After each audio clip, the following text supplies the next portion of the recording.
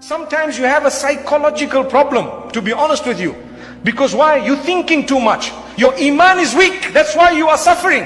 When your iman is weak, you know what happens? You start thinking, what's going to happen to me, my future? I'm 23, I'm not yet married. What's going to happen? And you're sitting at night and worrying. If worrying got you married, we'd all have 4 wives. Allahu Akbar. Yes.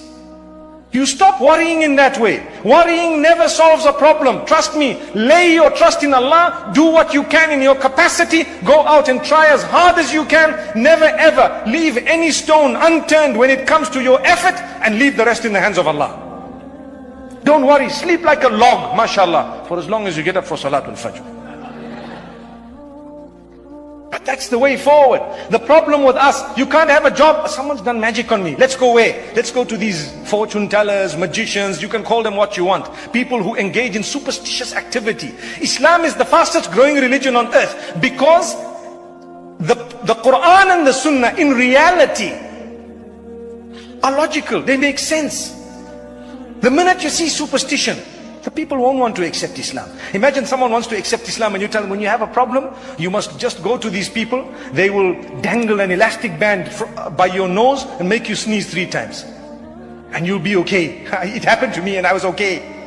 How were you okay? You felt okay when you sneezed perhaps, but that was the devil making you feel okay because he wanted to insult Allah.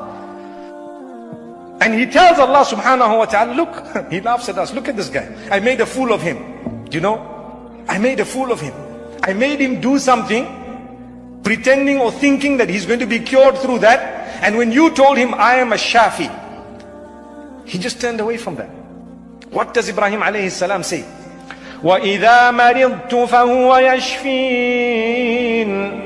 When I become sick, it is He, Allah alone, who is the owner of cure. He will cure me. I don't turn to anything else. So keep on making dua. One might ask, okay, if I want to protect myself from these things, what do I do? Number 1, every morning and evening, put a metal armor around you. How do you put that around you? You don't want to be affected by jinn. You don't want to be affected by black magic.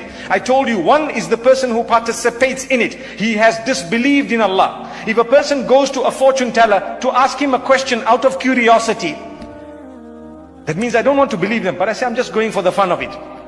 The hadith in Sahih Muslim says, Allah will not accept his salah for 40 days. You go to a fortune teller, okay, right, tell me my fortune. I'm just joking. I just want to see what he says. No, I didn't believe in it. I just want to see. Allah says, even if you just wanted to see what he said, your salah is not accepted for 40 days. It's a hadith in Sahih Muslim by Muhammad sallallahu alayhi wasallam. Subhanallah. How come? Now here comes a young man not reading salah. Why are you not reading salah? Oh, I'm off. What do you mean you're off? Are you a woman? No. I went to a magician. Now 40 days I'm just off, Astaghfirullah. That is not the meaning of the hadith. The meaning of the hadith is that for 40 days the reward of your salah is not achieved. You have to read it. You have to fulfill it. If you don't fulfill your salah, you will be punished.